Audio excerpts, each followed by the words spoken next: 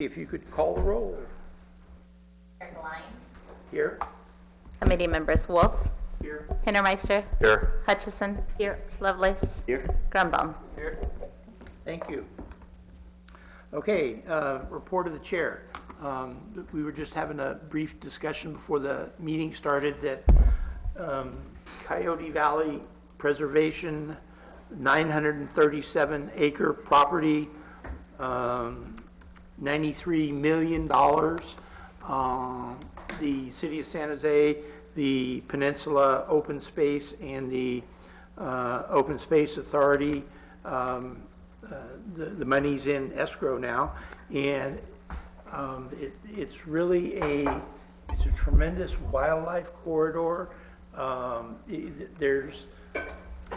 has lots and lots of potential for, as the Mercury headline says, the gift to future generations, and it's so good to see something like that happening, and that to keep land in open space, and yet we still, the other challenge is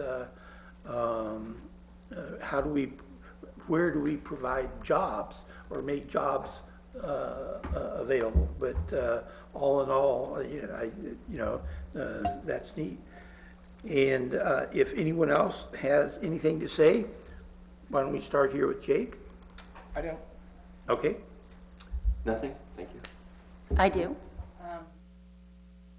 As I work for an organization that has been advocating for the protection of Coyote Valley for over 40 years, this is a very, very, very big moment.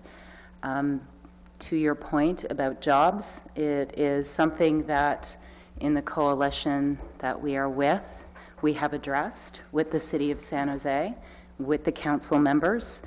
And, I think that started off a few years ago that the Silicon Valley Leadership Group, Carl Gardino, came out and said, this is not the place for tech campuses anymore. Nobody wants to go there. The type of uses and jobs that will go there will be warehouses, low-paying jobs. The value isn't in putting development there. The value is in protecting it for the future. And we have produced reports for the City of San Jose. We've worked with their Economic Development Department. So there has been a lot of discussion about where to place jobs. And I believe the council spoke loud and clear with their decision.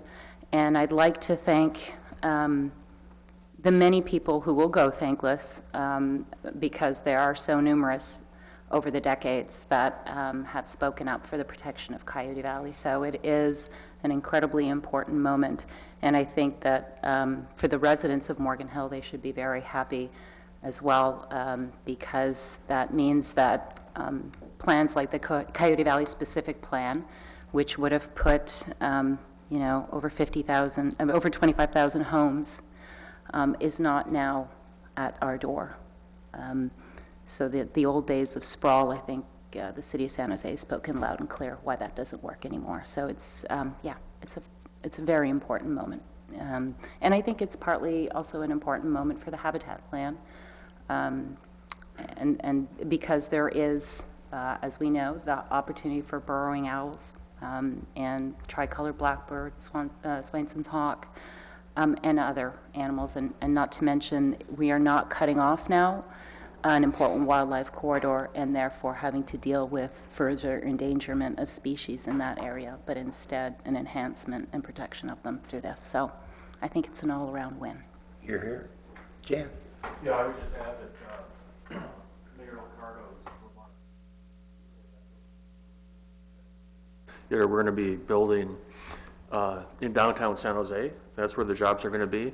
And he said that in a place where at times you couldn't hear them over the trucks and the cranes, working, across the street. We're busy going. So I think that's, I don't follow San Jose politics that, closely, but that was certainly the message that I received too when I heard the remarks. It was a unanimous vote by the council. Which doesn't have too many It's a rare moment. Yeah. this unanimous Kyle? consent. I have nothing. Okay. So we go down to the, now, public comments, items not on the agenda. Doug, I see you in the audience. I was just enjoying the success they had with North Coyote Valley. Thank you. And we have, is it newcomers, or I just don't recognize you from previous? Last year, and Bill is certainly not a newcomer to the species, but he has not been here before. These are the folks that will be presenting a little bit later on the burrowing owl. Okay, good, good. And so now, if I could get a motion and a second for, to approve the minutes of the August 1, 2019 meeting.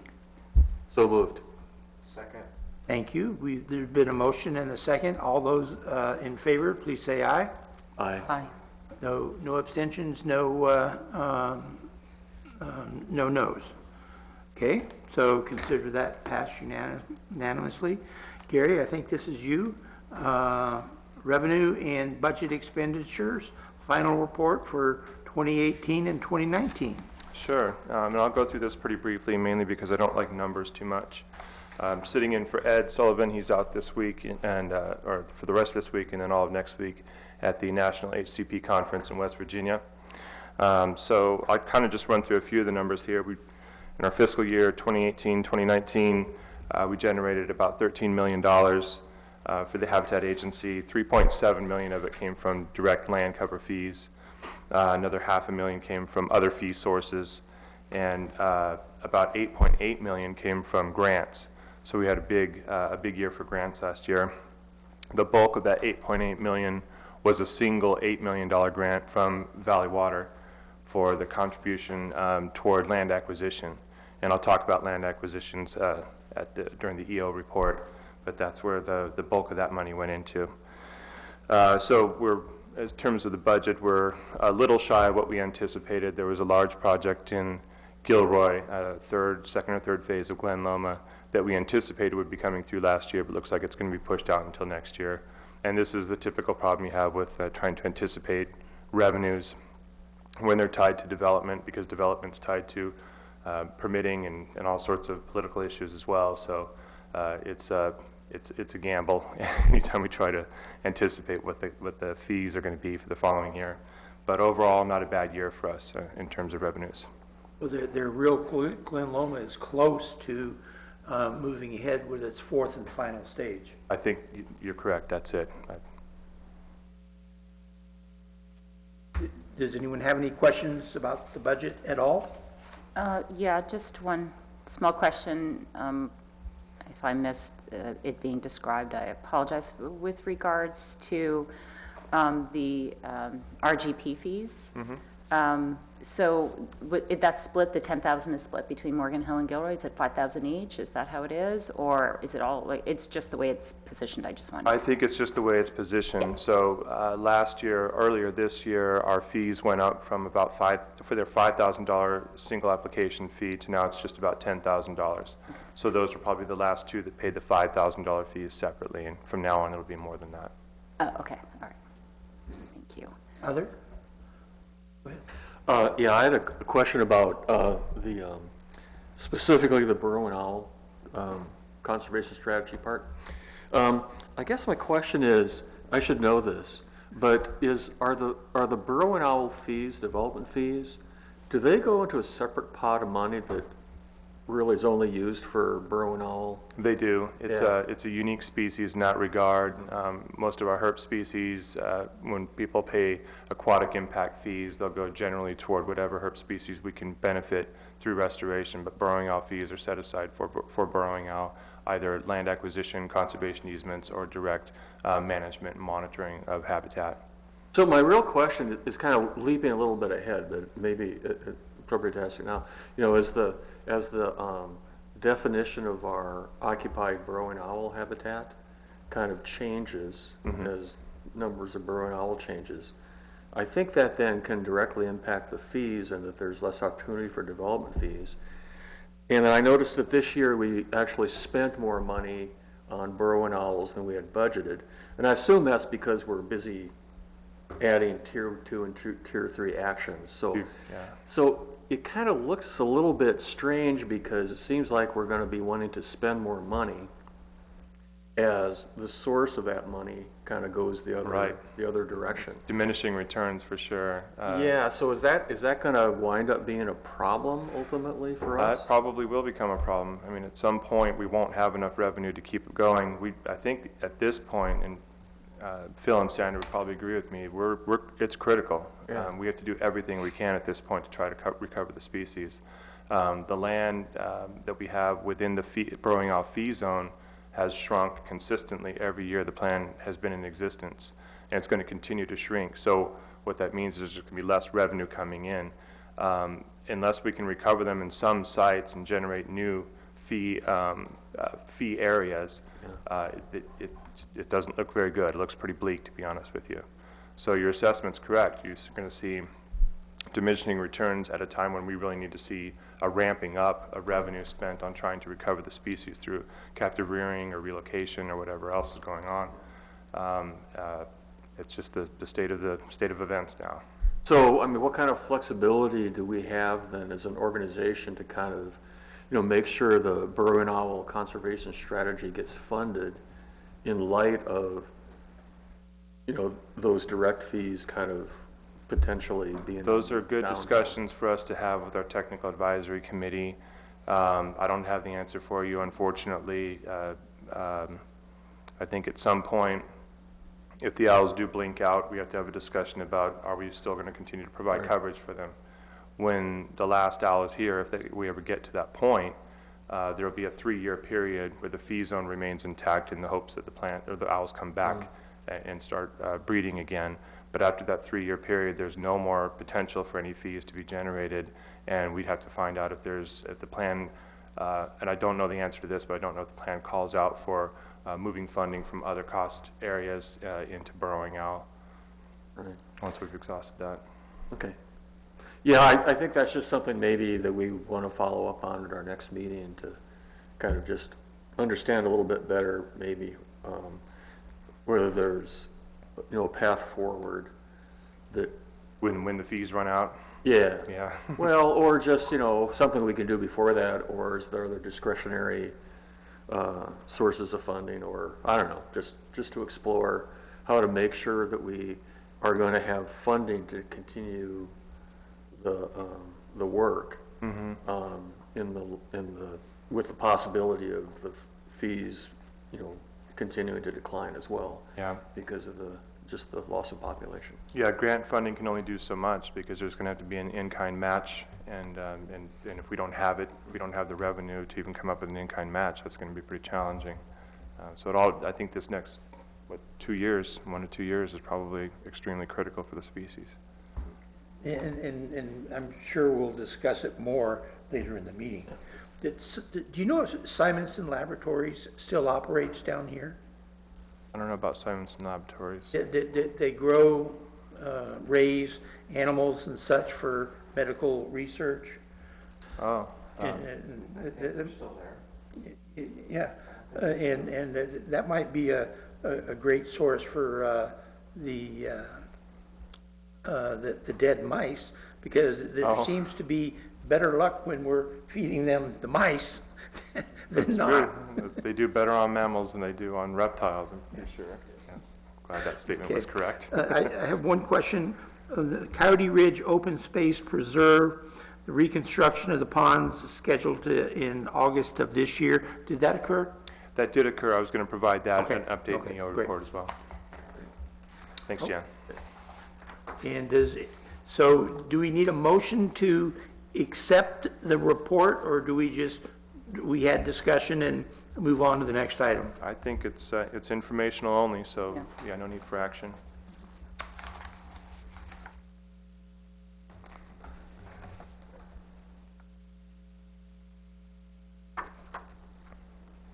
Okay, so then let's go on to item number 3, burrowing owl conservation strategy implementation. Yeah, to introduce Phil and Sandra, to talk about the burrowing owl program. And the pictures are wonderful. Love a good presentation.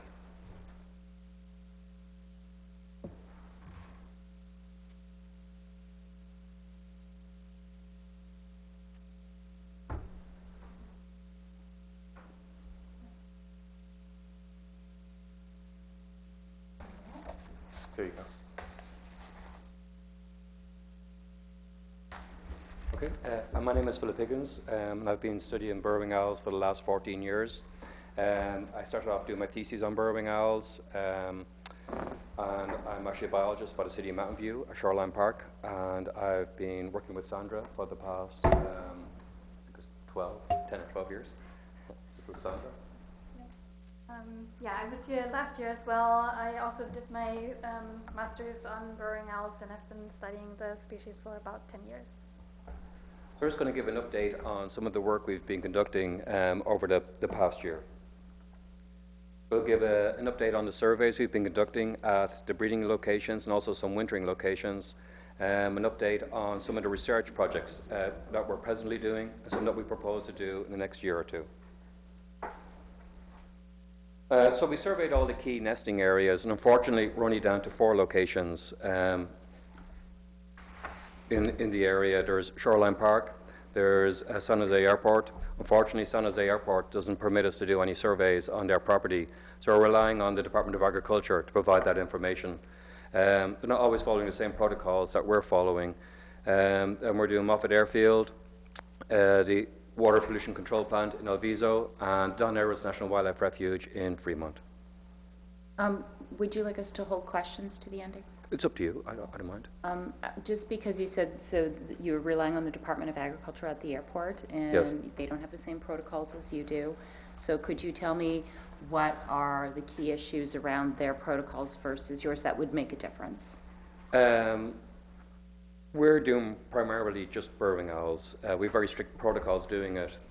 Burrowing owls is not a priority on their behalf. The population has dropped dramatically. Actually, Sandra used to work at the airport, and they used to put in a lot of artificial burrows, and they're trying to move the burrowing owls away from the runways. Actually, maybe Sandra will be better giving an update on the airport, because she worked there. I mean, previously we actively managed burrowing owls at the airport, trying to, as Phil said, close natural burrows along the runways where collision would be, Inevitable, essentially. Yes.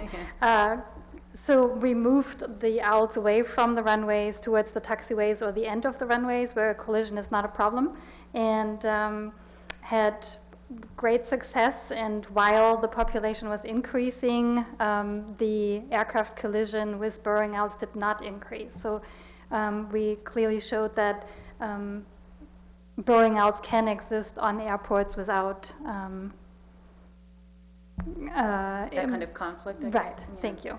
But since USDA has been surveying out there, we don't really know how frequently they survey or what they actually do. It's out of our hands, basically. So you just have to take it at face value. Right. And we're also doing banding of burrowing owls. We try to get all the adults and all the chicks, so then we can monitor which individuals are breeding with each other, their movements between the different sites, incestuous or inbreeding, which we're noticing a lot more of, how long they live for. So that's very critical information. How many birds stay within our area, how many birds move out of the area, whereas they're not doing any banding, so they can't do any long-term monitoring of individual birds. So essentially, you have a much more robust process. Correct. And when it comes to the breeding season, we have very strict protocols on counting the chicks and how we do it. We also use motion detection cameras. They're not doing anything like that. I think they just, if they see Count an them every owl. once in a while? No. Yes, yeah. We've asked for their information, and we've told them that we will assist them at the site to do surveys and also to do banding. And to date, it's never materialized. So we don't know exactly. Even when we had our presentation last month, they didn't attend the meeting this time. So we never got to talk to them and find out what protocols they're using. Okay. So these are some of the organizations that we've worked with: the Water Pollution Control Plant, Shoreline, Don Edwards National Wildlife Refuge, ICF, NASA Ames, Albion, SFBBO, San Jose State University, the airport, Santa Clara Audubon Society, and Talon Ecological Research Group. So some information. So since 2014, we've been doing in-depth surveys of the burrowing owls at all the locations. And unfortunately, there's been a big decline. We've gone from 116 adults down to 33, and 87 chicks. This year, we're down to 46 chicks. Some of the bigger sites, Moffett, Alviso, and San Jose Airport, had big declines this year.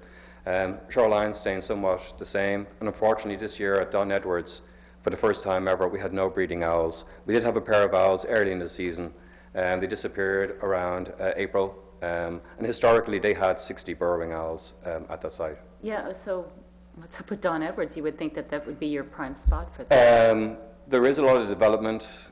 They've just built right up to the edges of the area, which would have been all former foraging habitat. We've actually noticed a lot of more ground squirrels have moved off those locations onto the Don Edwards side.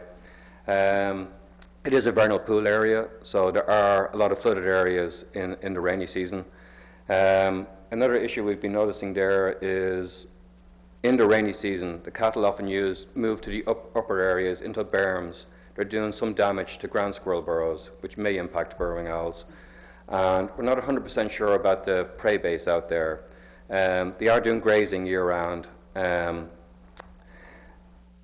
We've noticed a lot of overgrazed areas, which might reduce the rodent population out there.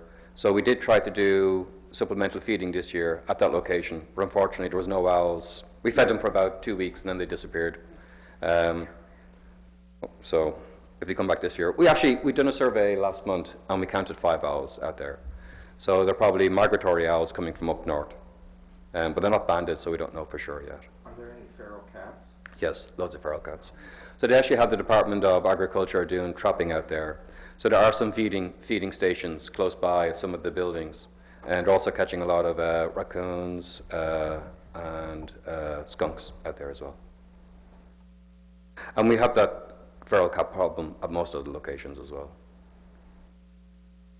Also, another thing about the development, we're noticing also in Alviso and Shoreline, we're seeing more and more birds of prey moving into these remaining areas because there's nowhere else for them to forage. So most of them are predators or burrowing owls, and they're also competing with burrowing owls for the same prey items. So it's like a double whammy impacting the burrowing owls.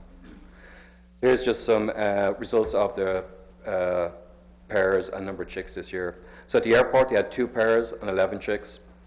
The water pollution control plant, they had 12 adults, but only 5 pairs, and they actually had 21 chicks.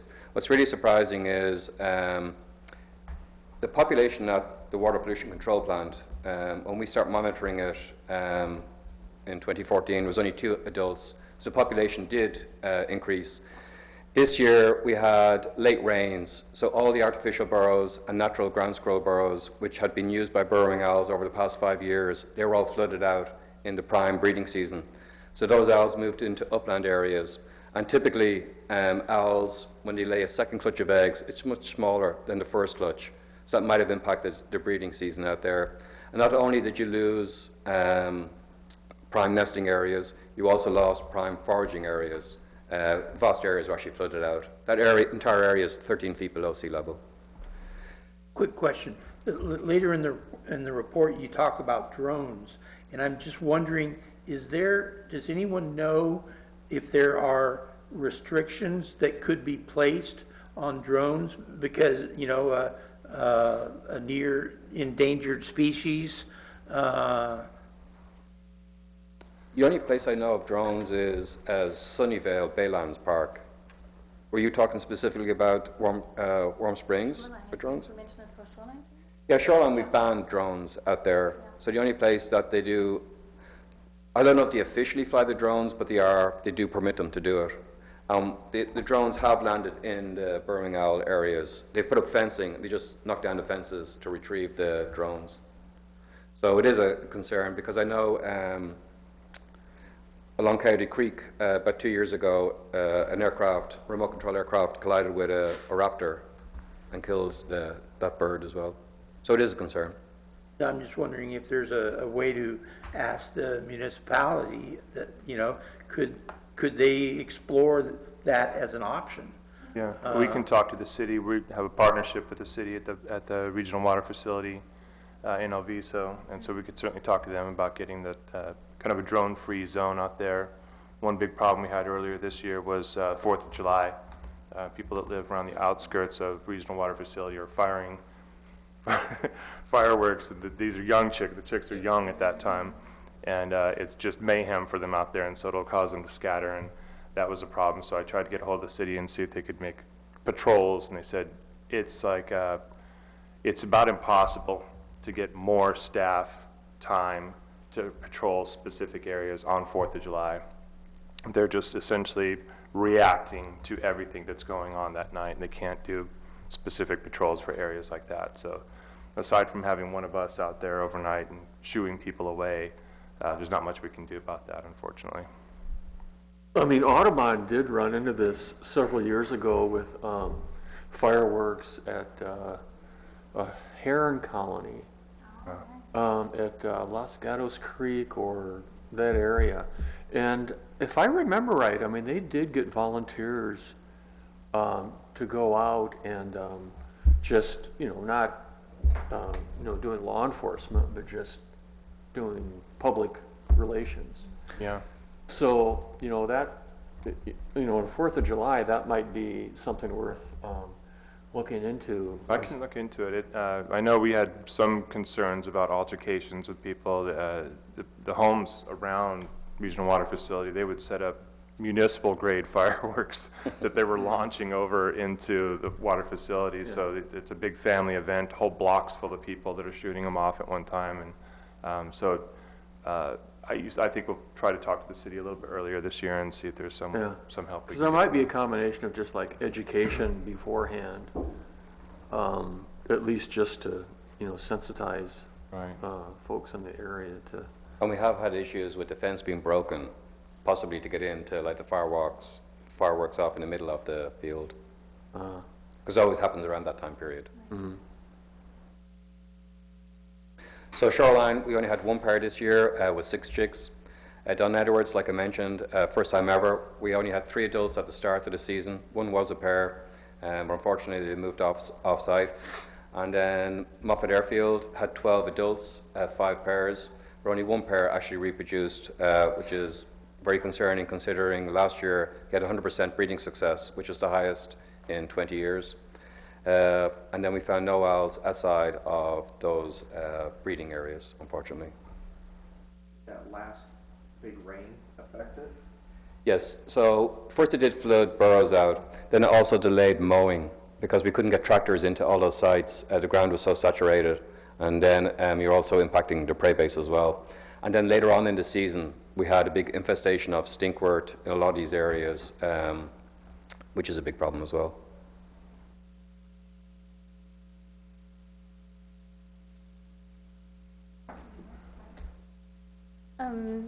This just shows how the occupied habitat has been shrinking in the last 3 years. So this shows 2017, 18, and 19. And as you can see, we have discussed that now in detail, but the occupied habitat is shrinking significantly. And this is just another graph showing the numbers going down.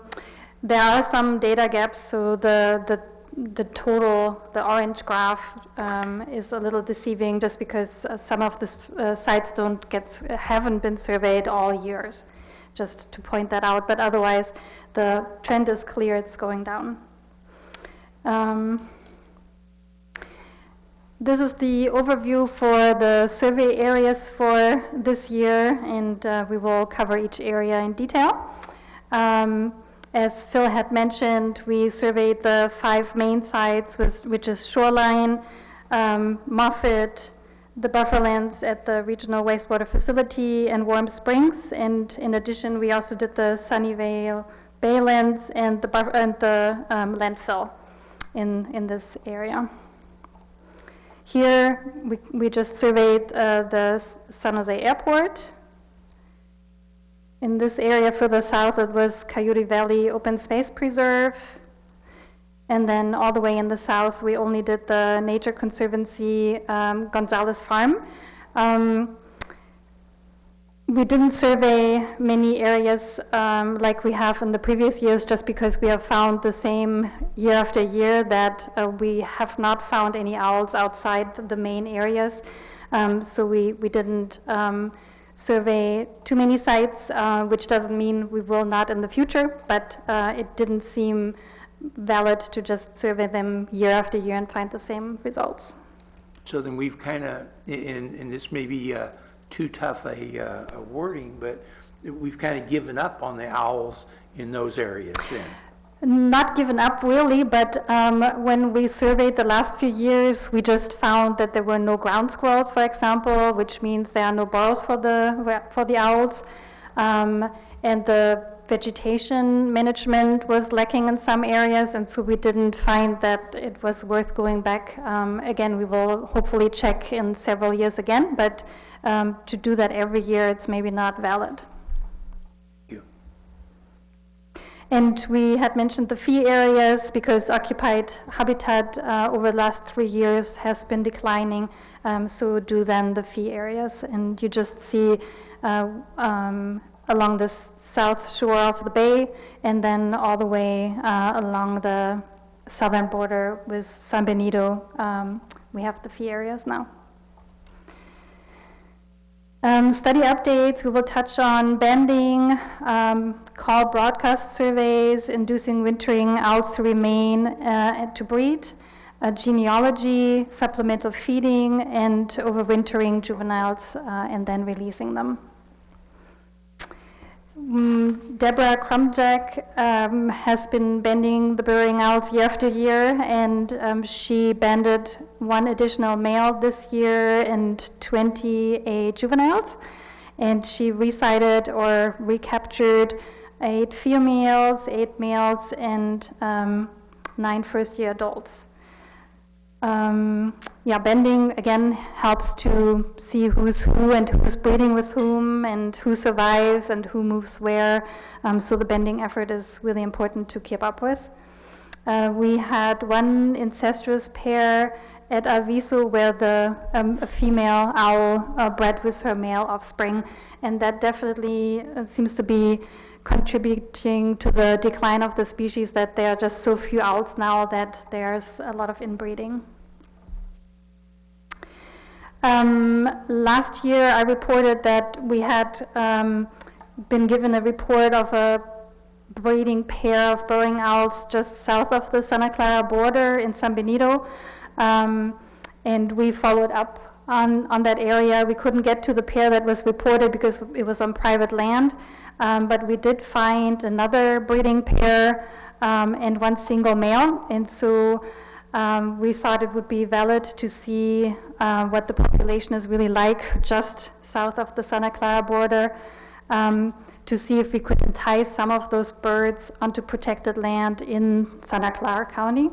And so we did call broadcast surveys where we go out with a big speaker and broadcast the call of the owls to see if we get any reaction. This kind of survey has been done in other areas successfully, where you really get the owls out of the woodwork, so to speak.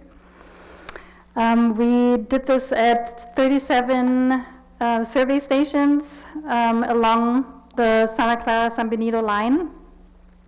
We chose the locations where we surveyed based on suitable habitat, where we could safely pull off the road and where we had a big enough view shed to really see anything. And this is in Santa Clara County. We did a few stations as well.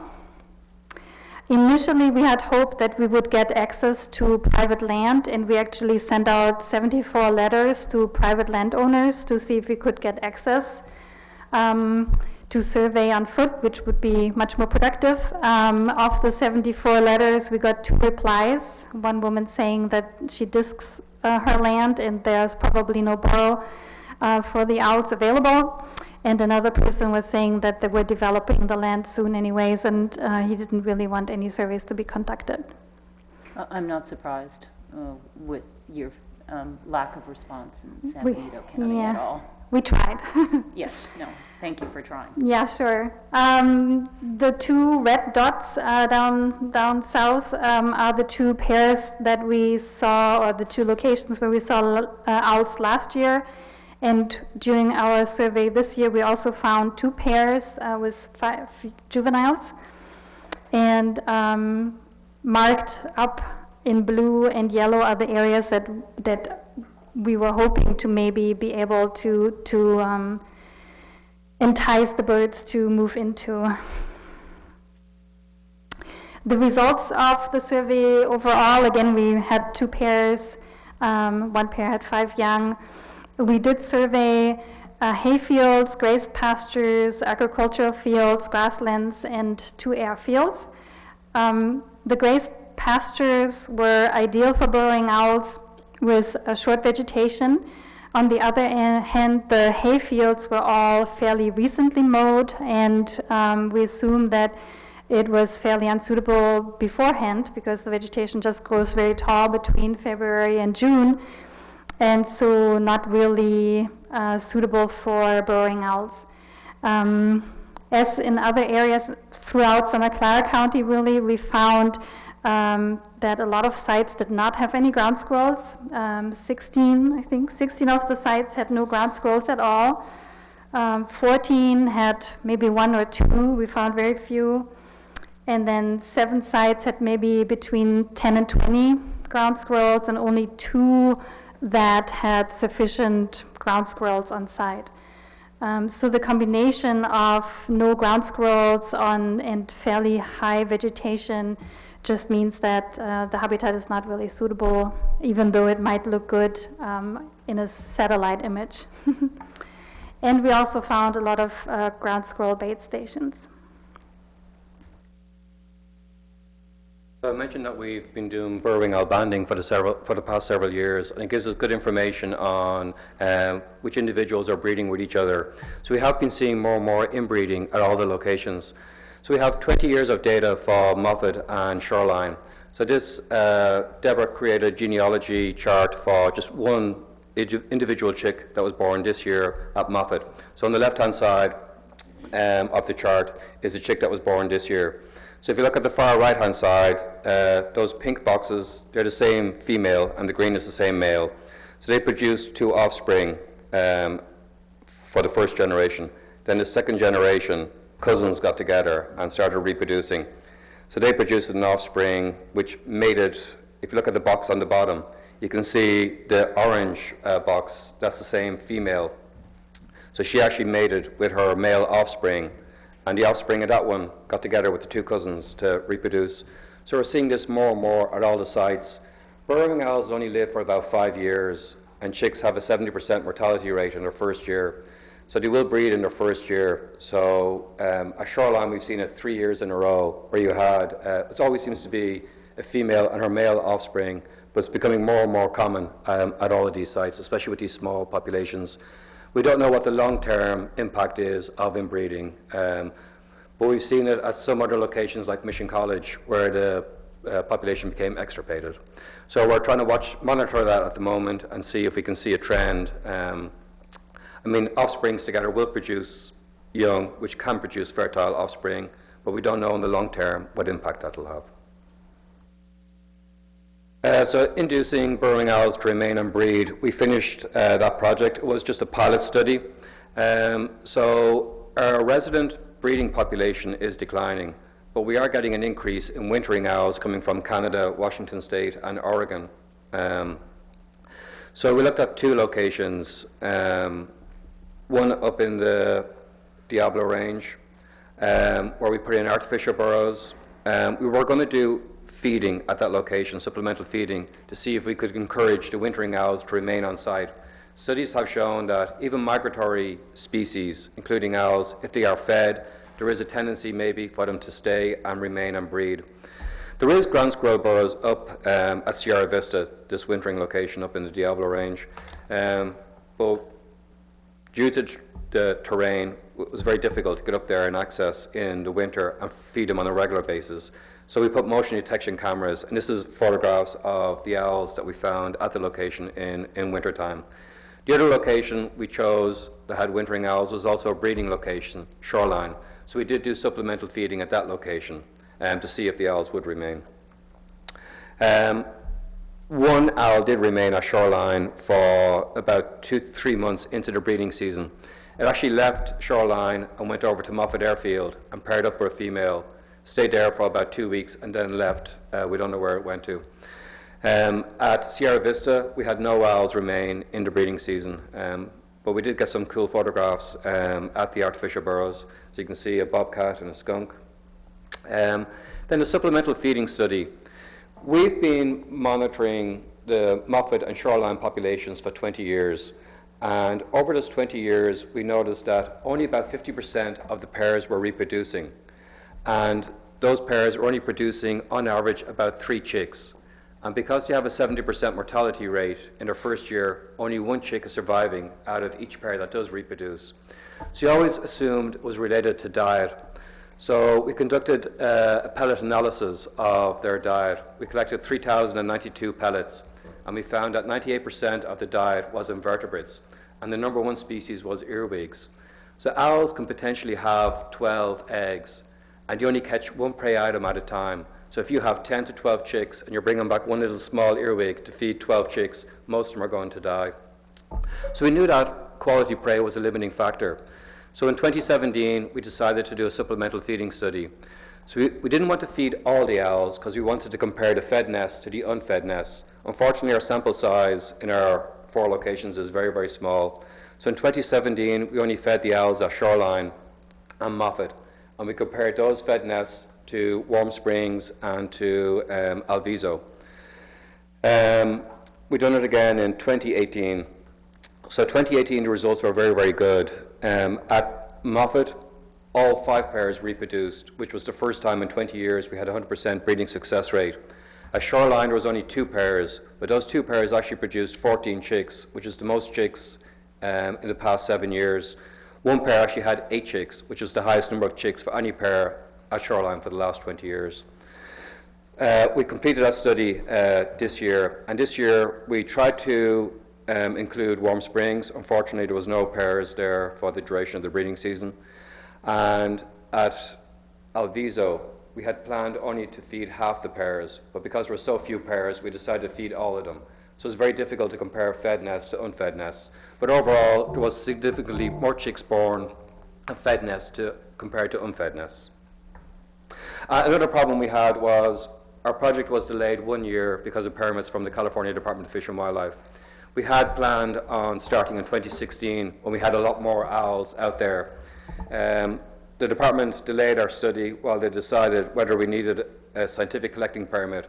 It took them a year to find out that we didn't need a scientific collecting permit. And unfortunately, when we started in 2017, the population declined significantly, which also correlated to one of the heavy rain years as well, which we think impacted the breeding season. So you can see some data there. So 2015 and 2016, they were not fed. In 2017, 2018, and 2019, they were fed. But unfortunately, in 2019, we couldn't compare the fed nest to the unfed nest. There just wasn't enough pairs out there. So we're hoping to continue that study based on the successful results we did have with supplemental feeding just in 3 years. Then this year, we're going to start an overwintering, or we have started an overwintering and relocation project. So we got permits from the California Department of Fish and Wildlife to take 10 chicks from our population this year, this breeding season. Unfortunately, when it came to collecting those chicks, we were only permitted to take the 2 youngest chicks from a couple of nests to give us 10 chicks. We didn't have a great choice of nests because there wasn't that many chicks out there. The reason we took the 2 youngest chicks is usually if chicks are going to die, it's going to be the youngest chicks. So taking the 2 youngest chicks into captivity increases their survival rate. So we took 10 chicks into captivity, brought them up to the Peninsula Humane Society. So you can see on the top left-hand corner, that's when we brought them in. They were all weighed. We banded them. This time we gave them a different color band, a blue band, so we can differentiate them when we release them back at the sites for breeding. And then the top right and the bottom left, that's the enclosure we built up in the Peninsula Humane Society's facility. So that enclosure is inside a larger enclosure to keep raptors out and rats. We put artificial burrows in there. When they brought the chicks up, you can see the chicks in the lower right-hand photograph. They were kept in small cages first, and they were hand-fed. They were about 19 days old at that time. Then, when they gained weight, we put them into the enclosures, and they're presently in those enclosures at the moment. So our permit only allowed us to take 10 chicks from the population. We actually got 6 additional chicks. At Alviso this year, one of the pairs of owls that had 6 chicks, both parents disappeared. We had a motion detection camera on the burrow. The male disappeared first. We couldn't find any body parts. We don't know what happened to it. and then within a day or two, the female disappeared. So fortunately, we were able to capture all those chicks. Sandra and I went out to feed them one day, and we found the chicks on the outside of the burrow with no adults nearby, which was a concern. Then when we got about 2 feet away, they went into the burrow. So Deborah went out that night to try and capture them using our standard capture tools, and it wouldn't work. So the next day, Sandra went out, and what she'd done was she played the call of a female rasping to encourage the chicks to come out, and she caught all 6 chicks in the fastest time that we ever caught any chicks at all. Often it takes us 5 to 6 hours to catch 6 chicks, and sometimes it takes 2 days to do it. So we're not allowed to keep all those chicks as part of our overwintering project. We had to get an additional permit from Fish and Wildlife. So we wanted 5 pairs, we got 5 males, we had additional females. So the extra females will be returned to Alviso, because that's where they originally came from. And the 5 pairs are going to be moved to Shoreline Park. So come March, we're going to build some artificial burrows at Shoreline. We've already done genetics on those 10 chicks to find out which are males, which are females, and to make sure they're not related. They did have bands. We know which families they came from, but the genetics helps us differentiate familial relationships. Did you move them there because you felt that those were the best location for survival?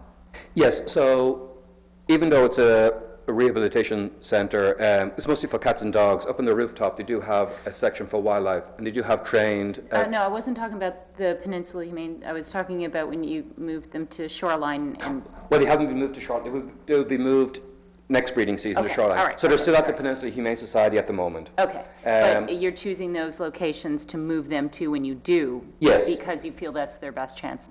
Yes. Okay. Well, first, I'm there 5 days a week, so I can keep an eye on them. And the area we're going to put them into is a 90-acre field. We just put a 6-foot chain link fence around the entire area. And we have rangers out of that site also. So they will get monitoring most of the time, all the time, and you'll have motion detection cameras on the burrows as well. So for 2020, we'll release them at Shoreline. They'll be kept in the enclosures in the artificial burrows for about 30 days until they lay a full clutch of eggs. Then we'll remove the enclosures, and we're hoping that they will remain on site. So that just, one of the reasons I asked is because of the failure or the situation at Don Edward. So you're not going to try and reinsert a population? Yes, we are. Okay. So the first phase is to release them to Shoreline. Okay. And then the original plan was in 2020 to take about 14 chicks out of our populations and bring them back up to the Peninsula Humane Society. Then we were going to bring them to a new site where there was no breeding owls. We were going to go to the open space in Coyote Valley. Yeah. But then the Warm Springs population dropped dramatically. So we decided that we're going to release them in 2021 at Warm Springs. They have a history of having burrowing owls out there, so we're hoping to get the existing breeding sites back up to a sustainable population before we do a reintroduction to another location. Okay. So that's where we are at the moment. 2 concerns we had, because the chicks were taken when they were about 19 to 24 days old, we were concerned that they wouldn't have that instinct to hunt, and maybe they wouldn't learn how to avoid predators.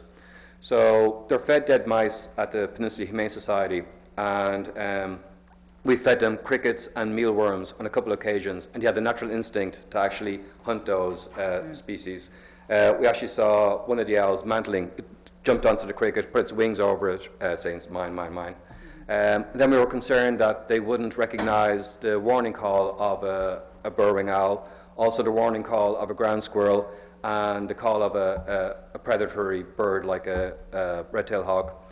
So at the end of this presentation, we're going to show a little 2-minute video of our predator aversion training. So we actually played those calls. We got behind the blind and played those calls to see how the owls would react. Unfortunately, they react in the right way. Not we'll like show a that domestic cat, like even though you Well, have we a asked cat could we indoors bring, and everything else. we did ask, because they do have cats and dogs in that facility on the other floors, we asked could we bring a cat or a dog up there, and he wouldn't. He says their protocols won't let them do that. Yeah, but I'm also just thinking about the domestication of the cat. Still, it has those natural instincts. Correct, yes, yeah. It's So- still going to hunt and in terms of its Well, it's amazing, when we done the red-tailed hawk call, the first thing they done was looked up, Yeah. and then they went underneath. So the enclosure they're in is open to the sky, but there's walls on all four sides of it. Then we went and done a site visit to San Diego at the request of the California Department of Fish and Wildlife. This is related to captive breeding, and we believe that this is going to be the next way that we're going to have to try and save this species.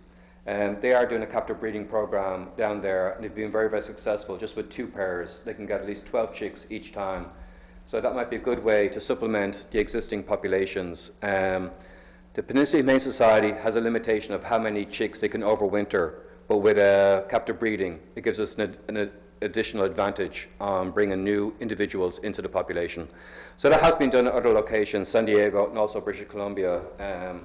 So we're in the process we met with California Department of Fish and Wildlife and U.S. Fish and Wildlife Service 2 weeks ago to ask about permits for captive rearing. They didn't say no, but they didn't say yes. They said it will be a process involved in that, so we're really hoping that they will speed up that process so we can get this program started.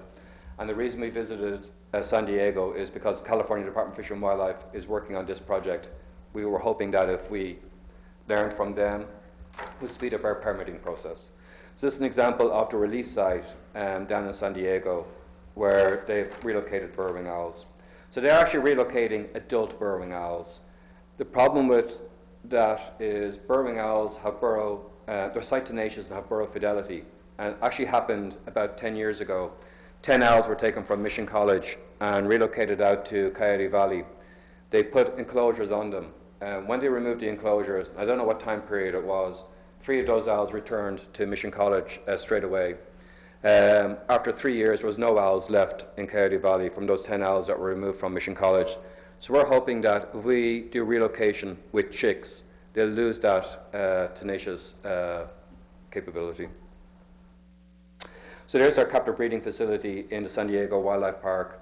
They're small enclosures. They only had 2 pairs in these enclosures, 2 separate enclosures, and they've 1 pair on display in the wildlife park.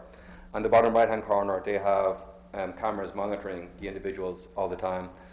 So the Peninsula Humane Society is going to build a new facility in Saratoga. I believe it's for breeding of red-legged frogs, yellow-legged frogs, and 2 species of butterflies. We've asked them, will they build a facility for captive breeding burrowing owls? They've said they will do it, but they're waiting for their permits for the present breeding facility for the frogs to go through before they do the burrowing owls. So we actually, Sandra, myself, Lynn, and Deborah went to the Ohlone Wildlife Center, Rehabilitation Center in Newark, and we've asked them, could we do captive breeding with them, and they said they're interested in looking into it further. So at least we have 2 options if we get permits to do captive breeding. So that's about it.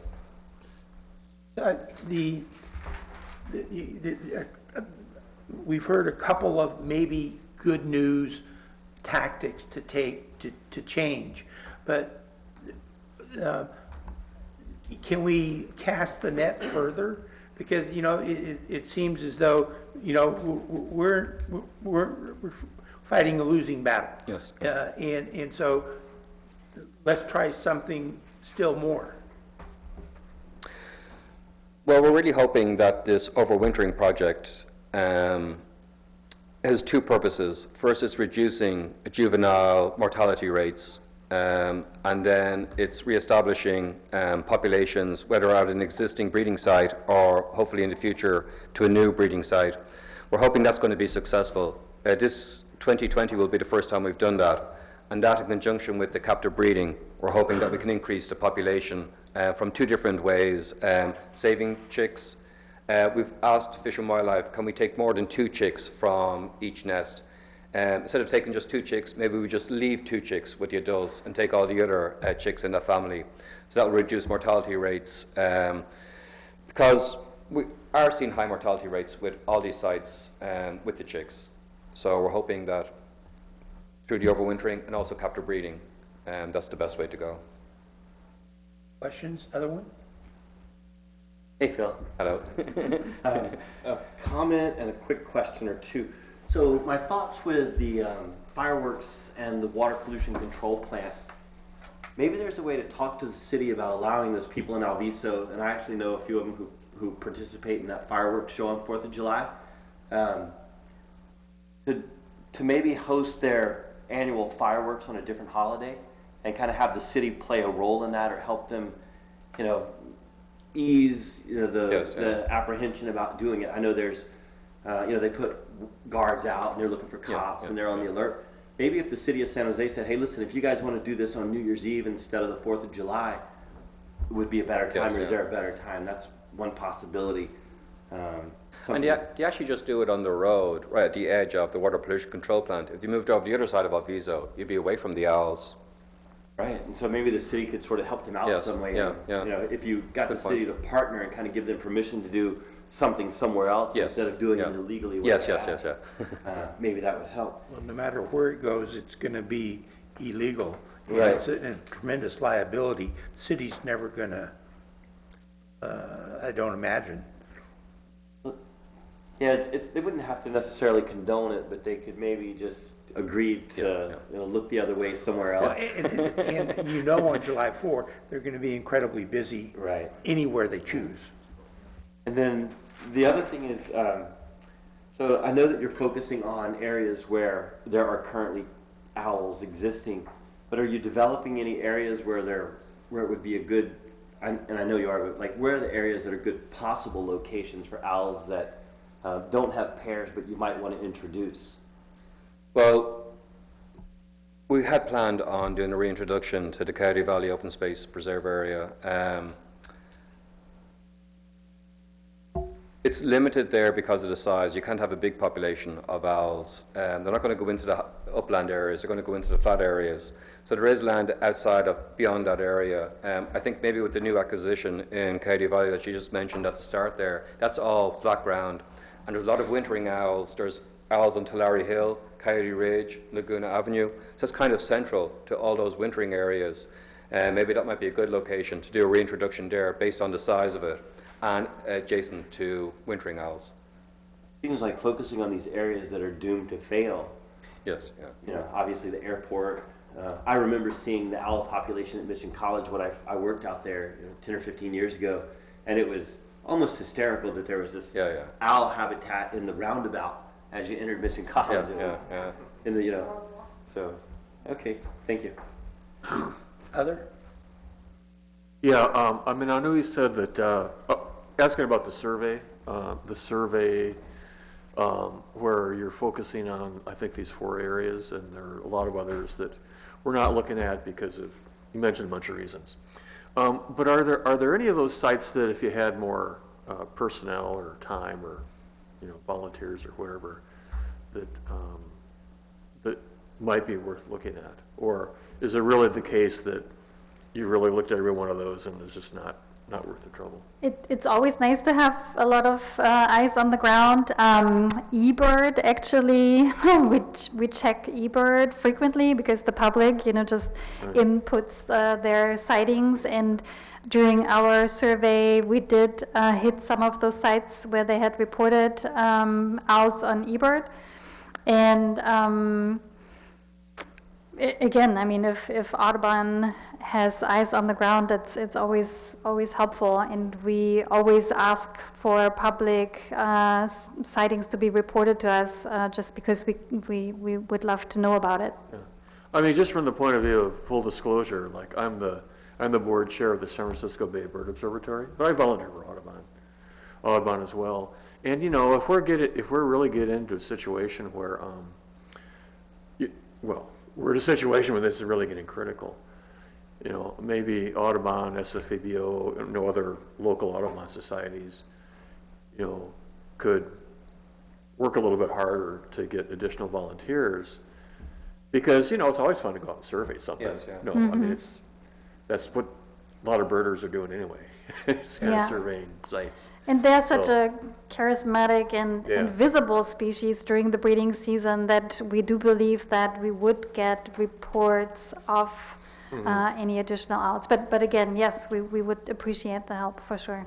Yeah, I just kind of, because I keep remembering, you know, how Jack Barkley always used to, when he gave talks, he was always talking about these Livermore, you know, higher elevation population. I don't know if that's still there or active or whatever, but that was always kind of a mystery as to why they were there, but then not in what looks like very similar habitat in our area. Yeah, in the Altamont, it's perfect. I mean, it's all grazed. There are lots of flat areas, even though it's at high elevation, and yeah, the conditions are just perfect there. Yeah, because we've got, I mean, I just keep thinking of like, you know, east of Coyote Ridge and like the Hewlett-Packard, wherever that ranch is, I forget the name of that ranch. That's grazed and, I don't know. Yeah, the presence of ground squirrels, as I said earlier, is really crucial. And in the Altamont, there are plenty of them still. Here, it seems to have declined in a lot of areas. We have found little pockets here and there, but there are huge areas where there's just not a single ground squirrel, probably related to the drought and to poisoning. So the other question I had was, I guess I wanted to ask about management agreements. I mean, we have agreements like with Warm Springs or the refuge there, Shoreline and Moffett, I assume? No, neither of them. Neither Only of Alviso, the water pollution control plant. At Alviso. Yeah, it's a management agreement we have with the city of San Jose. Are we working on management agreements anywhere else? I mean, I know every time we get these annually, and I always bring up, I used to work right near Sunnyvale Baylands. You know, they had at least 2 pair, you know, even after that entire area had been developed, there were still 2 pair regularly until they stopped mowing and just everything got overgrown. And it just always has seemed to me that I don't know if we're doing any kind of management on, like vegetation management on any sites other than, you know, where there are owls existing right now that, you know, could also be a place where we could, you know, try to do this, I'm not sure what you call it, the overwintering chicks that are being, you know, moved into various areas. Because that Sunnyvale site just seems like. Well, Sunnyvale is actually, they use goat grazing in the summertime, but they're actually paying for a biologist to, Deborah Krumzak does surveys there once a month, and she writes recommendations for areas that should be weed whacked around artificial burrows. So Talon Ecological Research Group is actually doing weed whacking around them. So they're getting wintering owls there. They actually have 1 owl there at the moment, this month. Oh. And interestingly, about 2 years ago, a pair bred at the Baylands Park in the wetland area. But that could maybe do with more management in there. Yeah. Considering there was a breeding pair, just turned them Right. off. And then the next year they disappeared. Yeah. And it is always tricky to have people commit to regular mowing. We have contacted the county parks, Harvey Bear, for example, and first there's interest, and then when we say, oh, but you know, if we really want to manage it for burring outs, we need to at least mow maybe twice a year. And then it's like, the commitment is hard to nail down, even if people are interested. Yeah. Well, I mean, the promise of the habitat plan was that there'd be funding for those sorts of things as well, which, you know, Yeah, we talked do about that a little bit mow. earlier. Yeah, we mow in our regional water facility. Mowing is expensive, so on a larger scale, bigger land holdings where you have maybe the potential to draw birds in the first place, grazing will work to keep the grasses down. But in order to have a management plan, we need to have birds on the ground, or at least the potential for having birds on the ground. And that's the challenge, is finding additional properties where we can do that. So we do have management agreements, like you said, at Warm Springs and at Regional Water Facility. I'd love to have more management agreements, but that would mean we're finding more birds, and that would be a better story than what we're hearing right now, Well, I unfortunately. wonder if just the fact that there was some recent activity at Sunnyvale Baylands might be enough motivation to try to get some kind of agreement there. Yeah, that's possible. The burrowing owl recovery area extends beyond the habitat plan area, so we could work in parts of the county that are not covered by the habitat plan properly. Because that again was an area that was pretty productive. Yeah, and I think also in the Even after a south, lot of development had. And they are getting wintering owls every Yeah, year. And yeah. they've had up to 5 owls in the past Wow. couple of years. in the south part of the county, I think, was that on the wildlands property where the two pairs? No, one pair, two. One pair. So we do have opportunities to maybe get some land enrolled in conservation down there, and that we would have management agreements absolutely in place for I think it's Gonzalez Ranch, it used to be Gonzalez Ranch, and then whatever properties we can pick up in the area.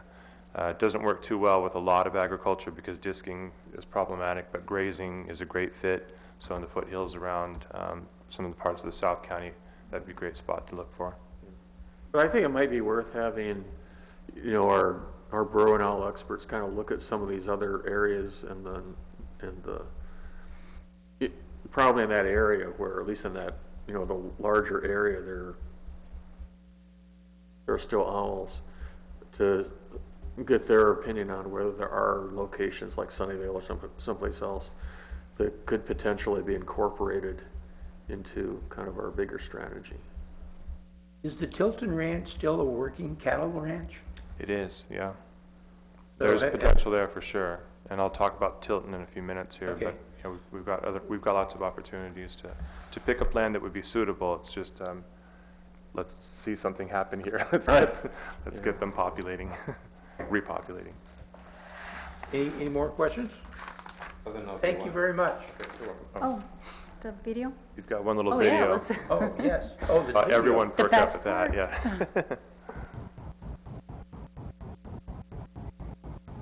That's the facility they're in. So there's actually 13 birds in there. And that's the rasping of a female. Kind of setting a beat. Yes.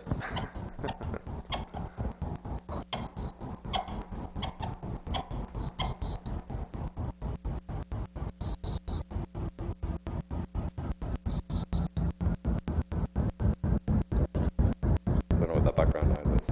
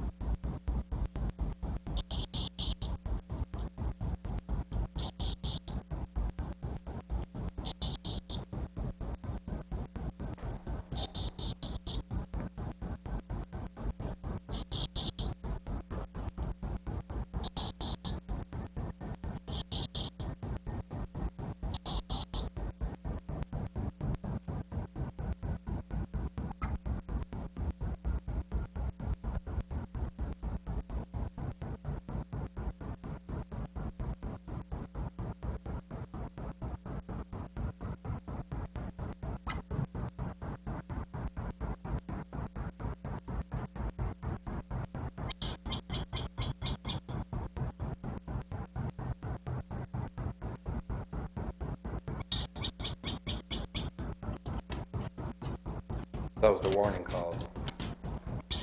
Oh, no scattering. Wow. Didn't take long. Gotta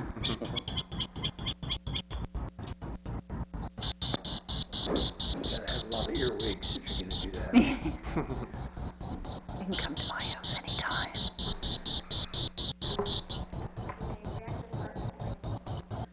You see, one guy just came out again. He's looking up to the sky.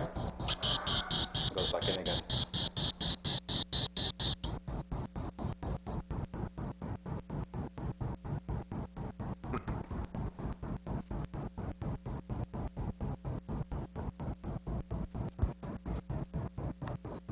That's it.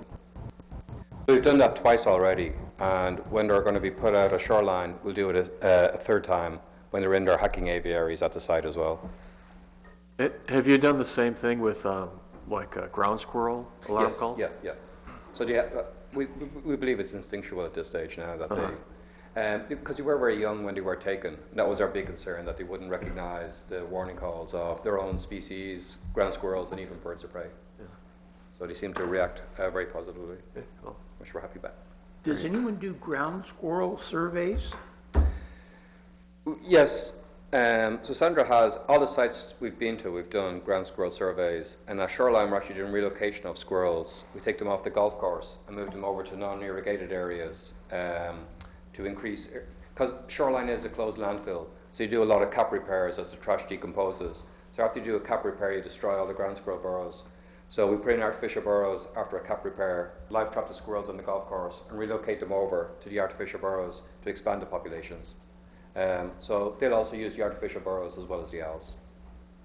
And we would like to do it to some other locations. We've been given permission to do it at Sunnyvale. So the Baylands Park,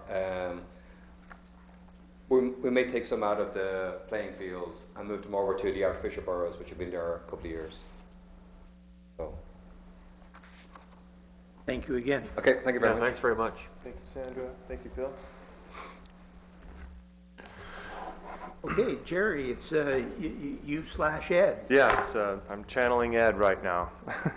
He'll be back for the next PAC meeting, but out of town this week. So I'll just give you kind of an update. I've got some exciting information to share regarding land acquisitions. But first, a real quick note about staff changes. Tara Donovan moved to San Diego. She took a position with ESA down there, and she's also going to be working on the San Diego HCP. So she'd spent years working on the habitat plan. She knew it better than any of us, really. So she's quite simply, she's irreplaceable. So we're sort of struggling now, trying to fill that void. And unfortunately for us, her departure comes at a time when we were already gearing up to hire a new staff person to help us manage a lot of the new land that we're bringing in. So we have a recruitment that'll be going out for a land and resource management specialist. I'll have a job posting listed on our website either tomorrow or by Monday. But in the time being, Ed and I are going to try to absorb most of her workload. Also some office staff, Jill and Denise will help out, and Robin, our real estate gal, will be able to pitch in as well. But we're going to be pretty busy for the rest of the year here because it won't be a quick turnaround to find the right person to replace her. So she'll be missed, but I think what's funny about this is she and her new boyfriend moved to San Diego. Primarily, one of the primary reasons was because it was more affordable. So when you can't afford to live here, and San Diego is the more cost-effective option, that says something about the cost of housing in this area. So she'll be missed, but onward and upward here. So we have, up until now, we have the Coyote Ridge Open Space Preserve, which we acquired when the plan was first adopted, 1,800 acres up there. We were donated 55 acres on Pacheco Creek by Caltrans in 2016. And then earlier this year, we bought an upstream portion of a property, 100 acres adjacent to the Pacheco Creek property from Mr. Pete Serralo. So that was really all we'd done in terms of land acquisition for the first 5 years of the habitat plan. But because we have to acquire approximately, just a little under 1,000 acres every year, we've been really trying to find a way to pick up some land. Well, it's all starting to pay off. All this work that we've done for canvassing and talking to people and sending out mailings and just being a face in the neighborhood really has resulted in several land acquisitions that are pending or have just occurred. So the first one I'll tell you about is Tulare Hill. This is on Tulare Hill properly. There's a kind of a triangular shaped piece of property that extends down the east face of Tulare Hill. We closed the sale of that property on Halloween. It was formerly owned by Tony Dong, I think his name was pronounced, with High Tech Enterprises. It was his corporation name. It's got serpentine soils on that property. It's also got occupied bay checker spot butterfly habitat. And it's our first property, it will be our first property that we've ever acquired on the west side of the Santa Clara Valley. So we obviously don't have a map to see? No, I could have put together a presentation. This all sort of came up at the last minute and with our staffing issues.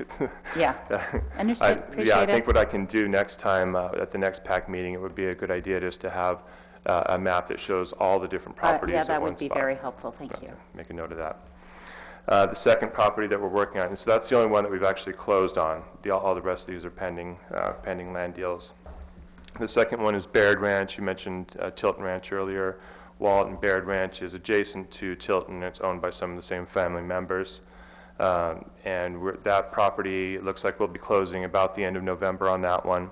The closing date's kind of a moving target because the family's doing a 1031 exchange, so they're going to buy a property in Montana, and then once that property is secure, then they do the 1031 exchange, so we're kind of waiting for that to finish up. That would be 604 acres. That's a nice, healthy piece of land. This one is a critically important purchase for us because it contains one of only 3 known occurrences of Coyote ceanothus in the whole Santa Clara Valley. So protecting these occurrences is a high priority for the plan, always has been. It's actually kind of a mandate. We have to do this.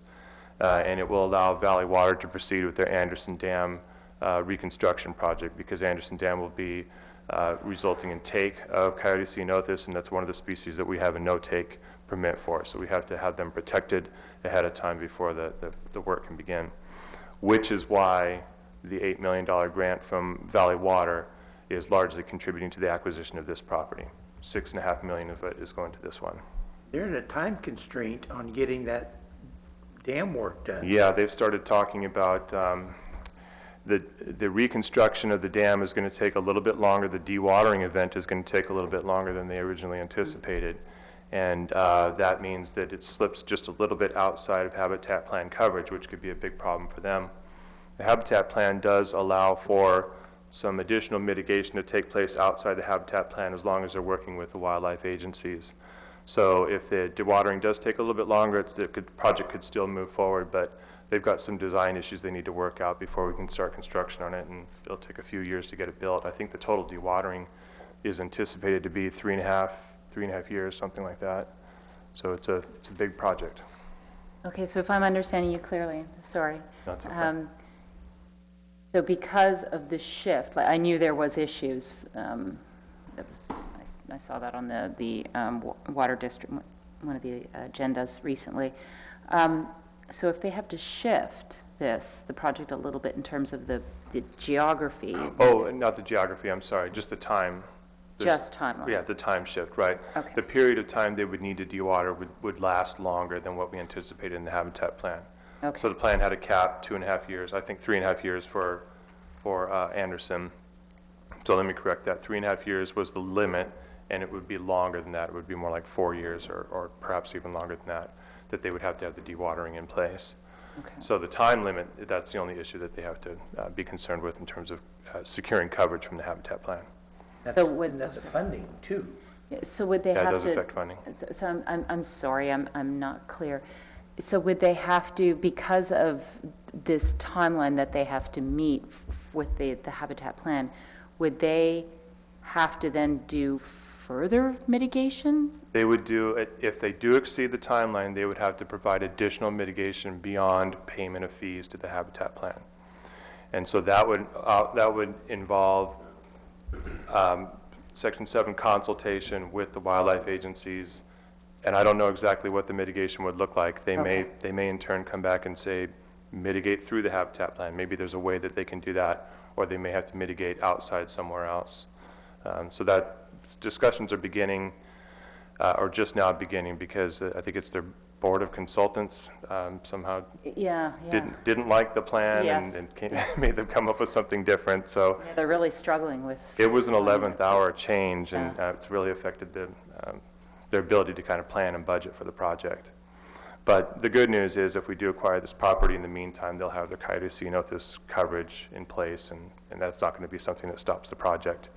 That would be a disaster, actually. If the habitat plan was in place, we hadn't secured Coyote ceanothus, and we couldn't give them take coverage at all under the habitat plan because they'd be impacting Coyote ceanothus. So this, thankfully, will avoid that, avoid that mess. That property's got serpentine soils, it's got oak woodland, annual grassland, serpentine seeps. seasonal wetlands, bay checker spot butterfly out there as well. It's just a beautiful piece of property. The next property is Davidson property, and this is immediately adjacent to the Baird property. It's amazing how this one sort of fell into our laps. This is in the city of Morgan Hill. The property owner has, I think it's about 93 acres. It's on the end of Llagas Vista Drive. There's a cul-de-sac that ends there, and then there's one vacant lot. That lot is actually part of this virtually 100-acre parcel. By purchasing the 93 acres, carving out a remainder parcel that would stay in place for the property owner to be able to build his house, we're essentially funding his house, the construction of his house, in an area that doesn't have habitat value adjacent to the cul-de-sac, and then we get the rest of the hillside for conservation. So that's a win-win. That's as good of a win-win as you can find. They've got serpentine bunch grass there and serpentine chaparral. So that's something we're looking forward to. The next one is Tilton Ranch. This one we expect to close in the spring of 2020. And this one's 1,860 acres, so this would be our largest land purchase to date. And it's adjacent to the north side of Baird. So these are all on the west side of Hale Avenue, going north out of town. So just past Tilton Road is where the property starts, and it runs all the way up, I think just about to Palm, somewhere around that area. And it's the whole hillside up, and then I think over the top of the hillside there. We have a verbal commitment from all the family members on this one, which is fantastic. The family ownership is in a corporation though, so they have a board, and the board has to take action for the sale, and they meet as families meet, not regularly. So on their next meeting, they'll decide and they'll sign the purchase and sale agreement, and we'll be able to move forward with them. Woohoo. But knowing that they're all on board, this is fantastic. So like I said, huge purchase for us. It's a really big key piece of property. So we're talking about basically the west side from the edge of urban Morgan Hill right to the Coyote Valley Open It almost Space brings a Preserve. tear to my eye. It's a great Oh, big my swath of land. Great big swath of land. We've got lots of partners for this one. Some of these other properties we're picking up on our own. Most of these we're just picking up with straight land development fees. This one we're in cooperation with Post, OSA, the Wildlife Conservation Board. The Moore Foundation is contributing money for this one, and possibly even county parks. So large property with lots of habitat, key location like you're pointing out. So we're pretty excited about this one. So there's still going to be small acreage that will not be part of it, if my understanding is correct, right? There because is they're a- retaining a little. Yeah, there's a portion of the Baird site that will be put aside for potentially a city park for the city of Morgan Hill. And that's the lower portion of it that's, it'd be more accessible to people in that location. Yeah. And that's sort of that's a nice fit. A city park that's adjacent to an open space area that is protected, that's a good compatible, if you can find a compatible adjacent land use, that's a good one. But I'm talking about the rest of the Tilton parcel. That's The rest of where- the Tilton Rock property does have some facilities that would continue to be operating. There are some home sites, and there's some... That would not be part of the purchase. Those would be part of the purchase, but they're Oh. just sort of carved out. They're just sort of, the whole property gets enrolled, but the conservation easement pulls out those portions Okay. of the site that aren't there for habitat, basically. All right, okay. Fantastic. Yeah, those are all three big ones right in a row, and so it's taken... That's basically, that's the Tilton Ranch, because the open space preserve was once Yeah, part of the Tilton Ranch. It essentially runs all the way up to the Coyote Valley Open Space Yeah, Preserve. So yeah. the southern border of that preserve is just about where this property picks up, and then it runs all the way down to the city limit. So, it's exactly what the plan envisioned. You buy a property, then you buy an adjacent property and another adjacent property, then you've got contiguous habitat. Yeah, And that means something. And there's opportunities for owls there, for sure. yeah. Okay. Next one is Pund. This is two different property owners, two different names. They've joined forces to sell us a package, and we're biting. Pund is one name of the family, the other one's Peck. And this property is on Uvis Road. So if you're looking at Uvis Dam, you're looking at the south side of the road. The property starts there and extends southward. Two properties with I think it's 4 or 5 parcels, something like that, about 350 acres up there. That's also primarily oak woodland. It's got some chaparral and some pond habitat as well. We may close this one by mid-December. They're pretty anxious to get it sold, and we've got the cash to be able to do it, so we're just going to make it happen. This would be a 50-50 funding with us and Peninsula Open Space Trust on that property. Post is being very active. now. Post is very active. Loving it. Ed's got a great relationship with them, so happy about that. The next one, I think you've all heard about this one, is UTC, what we call UTC East Parcel. This would be 1,526 acres, and so essentially we already have a conservation easement over the entire west face of Coyote Ridge. This would be from the ridge extending down into the valley, into Shingle Valley on the east side.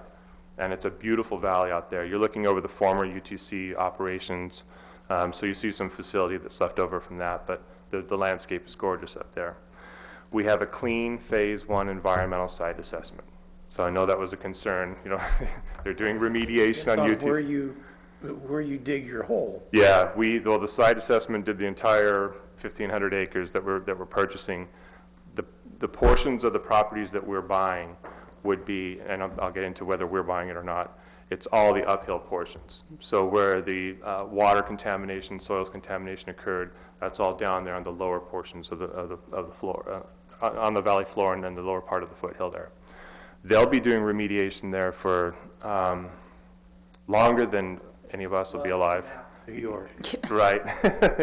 It's going to be an awful long time. So they couldn't do anything with the land that was up above their operations because it's limited by access. There's no development potential. It's useless for anything except conservation. So they really don't have anybody else to bargain with, and just made perfect sense for us to expand Coyote Ridge Open Space Preserve and include that east parcel. So the contamination's not an issue. This one is going to take a little while for us to work out all the logistics. So it will take, I think we plan on closing, like I said, sometime in the spring. It would double the size, excuse me, of the open space preserve that we have up there. It's got habitat for 14 of our 18 covered species. So that's a big win. Oak woodland, annual grasslands, serpentine soils, streams, 11 miles of streams on that property with ponds and other wetlands. And this one, the big win here for us as well is there's no out-of-pocket cost for the Habitat Agency. This is a combination of more foundation funding, Wildlife Conservation Board, CDFW Section 6 grants, and the Open Space Authority is a contributor as well. So this one is just great. We just get a conservation easement, it lays over the property, and then we start managing it. So by this time next year, we will have expanded our entire reserve system from 2,000 acres to about 6,500, perhaps as much as 7,000 acres. And that's not counting anything that might show up next year. So that puts us squarely on track for land acquisition. We're going into year 6. This is, you know, this is very good for us, actually. So we'll finally be caught up, and we can kind of breathe a sigh of relief before we start looking for more property. Don't even get to take a deep breath. No, I think you're right. By this time next year, we'll. Well, the economy, Well, if it goes where it may be going, Yeah. people are going to want to sell some land. They may want to, and that's the perfect time to buy it, to Yeah. be honest with you. Yeah. So we do, Ed does maintain a rainy day fund, and so we've got money that's there if we need it for emergencies. It'll be interesting to see what the future holds. Who knows what's going to happen with the economy, but for right now, as long as we can pick up properties, we'll do it. We've been doing a lot of restoration up to date because we weren't able to acquire properties. So we can't have the money sitting there. We have to do two things. It's acquisition and it's restoration. And so we've been focusing on restoration. Now it's time to shift gears. With Tara leaving, it means that the agency kind of moves into more of a land management role, like Open Space Authority or Post or something like that. Open Space Authority's got, I think, 30 or 40 employees. They manage 20,000 acres of land. We're going to have 6,500 acres of land, and we've got about 5 employees. So we're going to have some work cut out for us, I think, in the coming year. We'll be relying on consultants a lot to help us out with some of that. I just want to compliment you, though, on how you've been leveraging partnerships. Yeah, that's and grant funding. That is That's a testament fantastic. to Ed. I mean, you want fortunately, this is conservation it's a love affair. People are in this for a reason. We work together in partnerships for a reason, And when we can find agencies that have the same mission that we do, it makes it very easy. And even if it's a similar mission, like with OSA, we can allow recreation to some degree and still have conservation because they complement each other. People aren't going out there recreating in the hillsides if there's not conservation to be viewing while they're out there. Yeah. So it's a good fit. Okay, I'll finish up with some restoration work because that's what we've been doing mostly up until now. Our Coyote Ridge Open Space Preserve Ponds Restoration Project is finished as of this week. They just completed construction. They were able to kind of draw it out a little longer than they needed to, just because there's no rain. You can work as late as you want to. So the ponds look beautiful. They're bigger than we expected that they would be. In the end, we'll have nearly 1 full acre of open water and emergent wetland vegetation creation. So this is taking ponds that were completely blown out high in the watershed years ago and restoring them and actually creating new habitat. We found a natural spring when we were excavating one of the former pond sites that just started bubbling up, and so we were able to take that and build the hydrology out a little bit and enlarge the size of the pond. And so that was an unexpected little victory there. This will be great habitat for red-legged frog and for tiger salamander. They typically don't co-locate in the same pond, but each of these ponds has had one of those species in the past, so we're hoping that they're both there within the first couple of years that the ponds are constructed. We may even be able to draw pond turtles up there if we can, because we know that they're in the valley floor. The wetland planting on those ponds will occur after we've had 2 successful rain events. They don't plant after the first rain event because you can get rain and then it can dry up completely and everything can die. So they'll wait until they've got a good soaking a couple of times, and so we'll probably be planting the vegetation sometime in December. And the ponds will be they're half fenced so that cows can have access to half of the pond, and then the rest of the pond's habitat. San Felipe Creek and Grant Park, this is our second year of monitoring for that restoration project. Stream, riparian, and wetland restoration areas, they all look great. We've had another pig get into the fenced-in area, so somehow they're, in this case, the first case, the fence was breached and the pig got in, or the pigs got in, and they had a field day, tearing everything up in there. In this case, the fence is all secure all the way around. A pig got in possibly from someone biking or hiking or horseback riding and leaving a gate open. So the gate closes, and now the fence is enclosed the pig within this giant restoration area. He's uprooted plantings. He's damaged some of the irrigation lines, snapping things in half. So that's something we're going to have to address here pretty quickly. We've got some invasive weeds in there, but other than the invasive weeds in the pig, the restoration site is looking beautiful. The hydrology is functioning exactly as it was intended. The plug and pond is working, and we even have a sighting of red-legged frog in one of the ponds up there. We'll resolve the pig issues over the summer, probably going to do some, or over the winter. We'll probably do some trapping here pretty soon. And the final restoration project on the docket here is the Pacheco Creek feasibility study. This is the stretch of Pacheco Creek that includes our original reserve property plus the 100 acres that we purchased upstream. So we've got about 1.7 miles of stream, potential stream restoration. The draft feasibility study is now complete. But we're updating it with new information that we're getting from Valley Water in regards to their Pacheco Dam expansion project. So they're coming up with modeling, they're coming up with anticipated flow releases, and that's all affecting what we're going to be doing with our restoration project. We don't want to move too quickly, and we want to make sure and keep them involved. And we've got a great relationship that we've worked out with them so far. The primary restoration targets on that property will be sycamore alluvial woodland, willow riparian, and then also some in-stream work for steelhead passage and rearing. We may construct in 2020, that was the original plan, but it's more likely it's going to be 2021, summer of 2021. It just takes a long time to get a big plan like that approved by all the permitting agencies, the regulators. So we'll take our time with it, just make sure we get it right.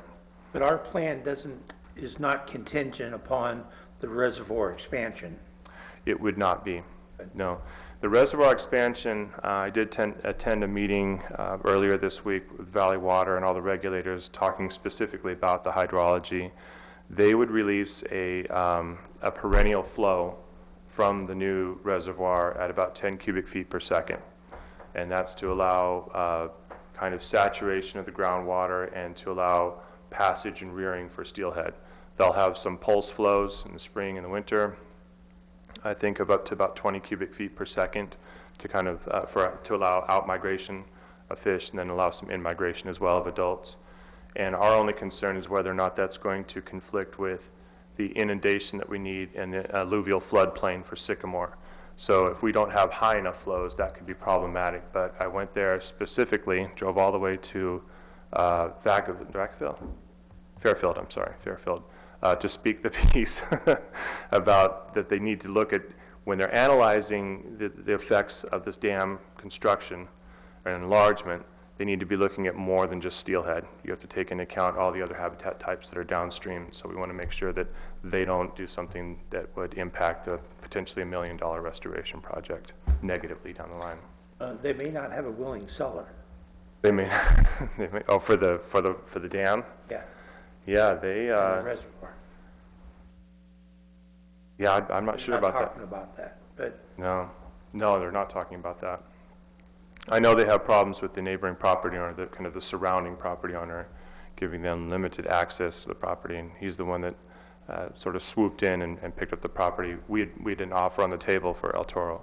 We would have owned all the property surrounding the new Pacheco Reservoir, but that was pulled out from underneath us. And so I don't know what's going on in terms of their land use and ownership eventually, but all we can do is let them know that if we're conducting restoration downstream, we want them to be mindful of that. and we can do our stuff and whatever their timeline. But it is the #1 statewide project It's for huge. state funding. Right. Yeah, they've got a $500 million grant for steelhead work with the dam. That's just for the design, their feasibility, their design, and their permitting. The dam construction cost would be on the order of about $1 billion, I've heard. It's massive. It's a massive project. So that's about all I have, but I'm happy to answer any questions if any of you have any more questions about what's going on with us.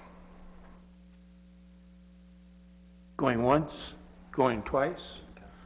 Just to say thank you for leading tonight. Oh, sure. There's not many of us left, so Yeah, really.